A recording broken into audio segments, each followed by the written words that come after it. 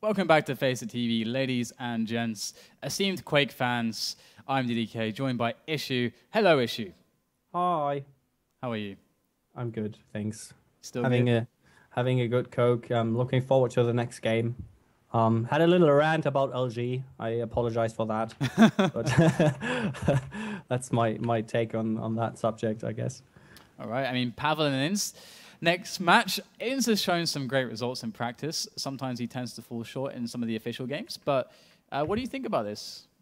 Well, iNs, that's what I guess most of the people love about iNs. He's a really good caster, and thanks to that is also because he's playing a lot of duel, and he's keeping the scene active, and it's always nice to see, you know, casters play, and it's sort of a win-win situation because yeah, your casting gets better in a way, and it's also obviously you get in touch with the players. We're jumping in. Pavel and iNs, round of 16.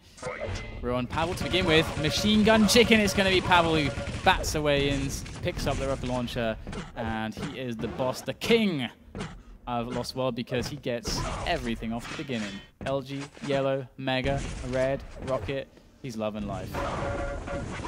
And iNs, he just dethroned the king because he pushed Pavel away, stole the red. That was such a fantastic play from iNs there, actually. And he's holding down the choke points as well, and that's going to take down Pavel. So even though Pavel got pretty much everything off the beginning, iNs shows some really smart play to really abuse the one weakness there from Pavel. So really, really well played by iNs off the beginning, despite a terrible start, or what looked to be a terrible start. He's now got control of the map. He's lacking the LG, which he should remedy pretty quickly, but he's trying to play for the read. He's trying to play his opponent, just missing the mid-air, but that's completely fine. The lava does the rest, and iNs goes up 1 to -1, still lacking the LG. That's going to be problematic. He needs to get that, but he doesn't want to give away his positioning. Nothing's spawning. This is the perfect opportunity. He's lying in wait for Pavel too. Yeah. I mean, finally iNs get the LG. He will still be able to control center room because of the stack and the way Pavel's position. Actually, still waiting there with the shotgun. I guess it's going to be a little bit difficult for Pavel to get out of here without taking too much damage, and this is exactly what happens. iNs using the right weapon, namely the plasma gun. He had dealt at least, I'd say, like 8 bullets, sort of, kind of like that. And Pavel shouldn't really be too stacked here. And yeah, iNs really looking or pushing away Pavel, making it really difficult for him to survive on this map. iNs is actually playing very well still, and he's going to be able to take away this red armor. Trying to trade the damage, takes a rocket straight in the mouth, and right now 2 minutes on the clock. iNs is still going to maintain that control, but he has received a fair amount of damage, and Pavel, he's not really taken very much in return, and iNs going early for the red means that he's giving up positioning completely, allowing Pavel to get out on the map. So Pavel should be able to pressure him here as he picks up this next red, and here he goes, going straight in for the red armor. Down, will be able to hit the better rockets. Actually, Pavel going out a little bit earlier, you know, making forcing iNs to just get out of there immediately as well, because obviously iNs needs to get a yellow or two and prepare for the mega health, which we will not be able to do or challenge whatsoever. So iNs might, you know, not know the timing. He might be able to assume it next time round, but it's looking like Pavel is getting control back on this map. Yeah, iNs is really in the down position right now. He's kind of just, oh, there goes Pavel. As I fail to finish the fort, Pavel is making the action happen here. So iNs in a very poor position. He needs a mega time. If we check out Pavel, we can see right now that he's stacked to the teeth, looking for the next mega. And after that, I think all hell is going to be unleashed by the Russian beast as he finds iNs again off the pickup at the mega. And this is tough position. Pavel could deny most of the items because that's exactly what he does. He rocket jumps up, so iNs will not be able to get the yellow. And iNs should have just, you know, just stayed at the 50 HP bubble because Pavel just shut it down entirely from the map. Just took nearly everything. I love that fake rocket jump from Pavel too. That's so smart. Really confusing iNs. Impossible to guess exactly where Pavel is. Pavel catches iNs for more damage. More and more damage onto iNs. He's going to be increasingly low at the moment. And every time, I mean, iNs wanted the time on that mega, but look at this fight. He's already just so weak. He picked up the 50, but still he was so weak. Pavel just keeps catching him. And that was a really great frag from Pavel. I mean, that was happening for about 30 seconds as he incrementally dealt more and more damage. And but Inns could be happy. Can be happy because he started with an LG and a red without receiving too much damage. So he's not in a bad position at all. He just lacks the rocket, which will be hard to get. But other than that, he can, he will be able to at least deal some damage to Pavel. What is this? Inns so aggressive on the items. I didn't expect that to happen. And Inns, yeah, it's just, I don't know if it's impatience or if he just really, wants to, just likes to, I don't know, fight. Likes to fight. I think maybe he got a little bit unlucky because I think the push onto the red there was actually pretty good. But he's unlucky that Pavel appeared exactly the moment that he was dropping down. I think that's really what foiled Inns' play on the red. And otherwise, I felt like it was okay. But Pavel now, he's going to pick up the Mega. He's looking really, really strong again.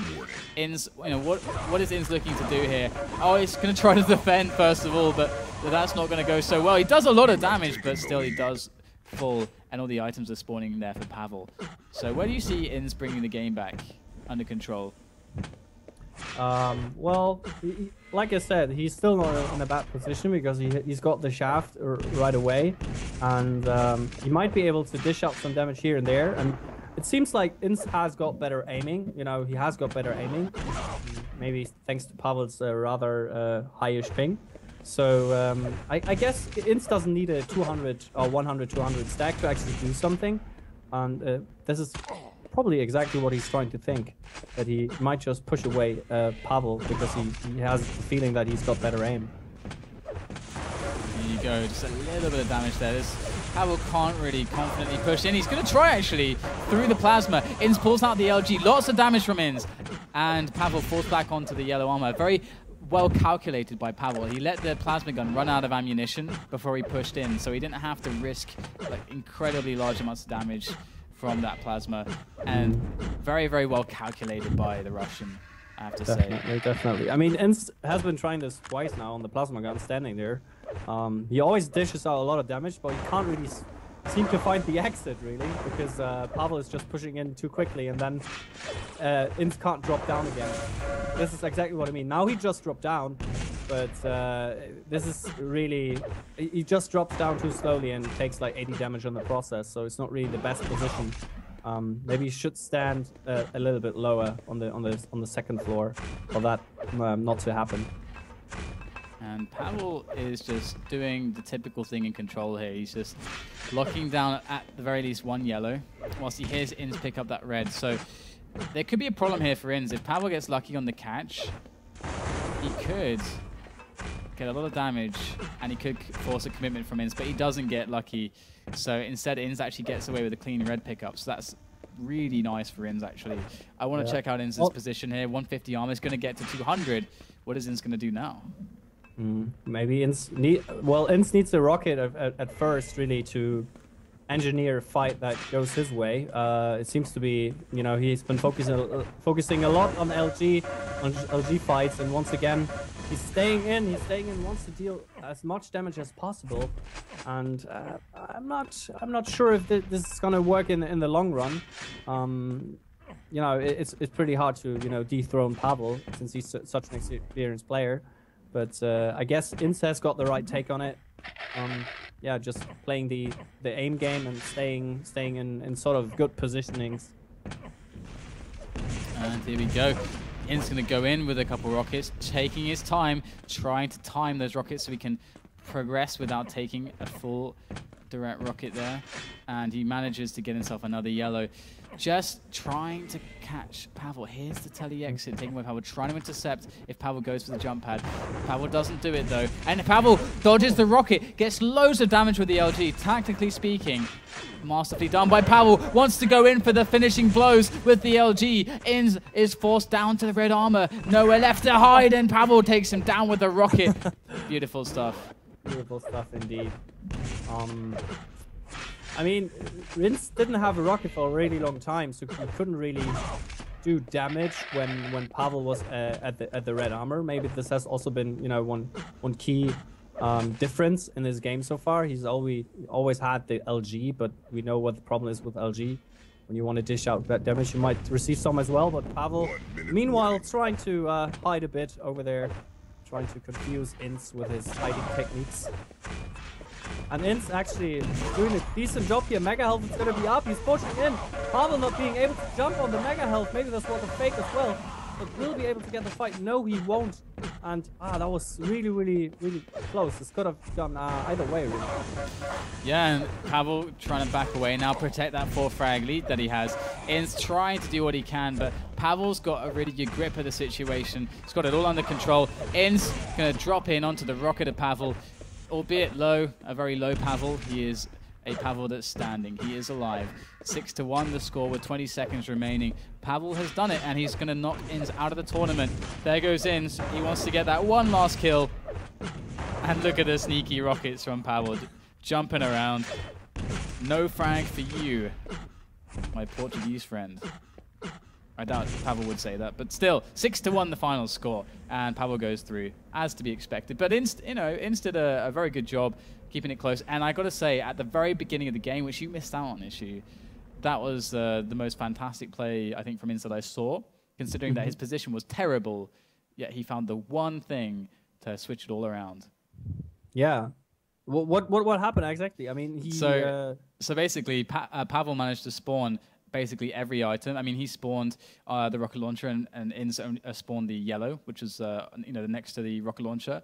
And Pavel then proceeded to get the mega and the LG and the yellow and everything but the red. He left the red up, and iNs managed to catch him in a choke point when he was going for the red, which actually pushed him back and did a lot of damage. Then he was able to steal the red, rocket jump into position on the upper level, and then catch Pavel again with another rocket to actually kill him despite getting nothing off the start. He did really well. Did really well. Nice. So very quick thinking in the beginning, I see.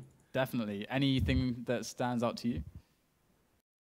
Well, iNs, he had some really nice sneaky moments when he stole the red, and also that surprise attack where Pavel dropped down on him, and I think iNs had the plasma gun out and it really did a lot of damage. So I like these kind of situations where you have these high damage situations that are they're very, very interesting. And also the key movement the key movement Movements was are playing Quake now. Movements, yeah, sure, why not? Was when they had this little, or not little fight, a very deciding fight at the mega health, where iNs didn't seem to connect the shots. I mean, it looked really, when you play against Pavel, he feels really slippery. Like when you play him, he's got really nice movement and dodging, obviously. And this is where these key moments. It looked like he didn't jump on the mega health like straight away, or he didn't want to. I don't know. It's just you feel like he's got to jump on the mega, but then he isn't, and it just sort of messes with your head. Yeah, of course. Like why? In-fight I can't hit him. decisions. And he totally got out of that situation with just because of that weird sort of fight that was engineering. It's really hard to talk about those movement patterns because it's very abstract, and you have to like be the player and feel, or you always try to anticipate his next move. So this is really something that I enjoy thoroughly in Quake. It's just the movement and the way you can outsmart your player by just faking left or right and stuff like that. This is really something that is really unmatched, I guess, in comparison to other games, because movement is so key. It is actually quite cool because every player, you can, like when you play a player, you can get a read on their movement, because some players do have tendencies, and like some players are easier to pick up on than others. And like you said, Pavel can be one of the more difficult ones, and there is the famous talk of Kula being very difficult to pick up on his patterns, if he has any distinctive patterns at all. Wow, it's just last week I saw him play on T7, and it just blew me away. The way he played, someone should really watch this and replay it. He was on the yellow in the mega health room, and I think his opponent, I can't recall who it was standing high with LG, And Kula just managed to get out of there. It's just sneaking around the pillar that divides the open area and the yellow. And was just, finding his way out of there and just knowing when to go from left to right. Knowing when there's an open, basically. He knows when there's an open and the opponent can't hit you. And he did it so greatly. Like, every other player would have died. Yeah, because the other guy had this LG and you just get pushed away. But he was just pretending to go one way, then he went the other way, and then the other guy moved, a little bit backwards, and then he left more to the right. It's really hard to explain. So rewatch it. It's you can trick people into thinking you'll do something that you won't. It's definitely there should be a game like you have certain game situations like 20 seconds clips, and because of the movement and the way people play, you might be able to figure out who's playing just by looking at them without seeing the names. This would be a key moment where you see, oh, this must have been cooler, or the way he moves his mouse, the opponent. That's probably Kilson or something like that. So you have a character, the pros, this is always what I like as well, is that when you see them play, each of them sort of shows what kind of character has in the way he aims, the way he moves. Right. It's that really what puts a lot of depth in the game. They have their own styles, their own tendencies and ways to make decisions. It is definitely really great to see. It's one of the things that is, you can see more in Quake than some other games as well, which is really nice. There's so much visibility to the skill in Quake. I think that's one of the things that makes it quite easily like very accessible, I think, for different audiences. It's easy to see where the skill is going when you're watching Quake. It's like, oh, he hit that guy who's really far away and he saw like a pixel, and that's like really easy to see. And that's one of the beauties about Quake. On that note, I think we'll take a break though, and we have the next match coming up very shortly, so stay tuned, guys. We'll be right back.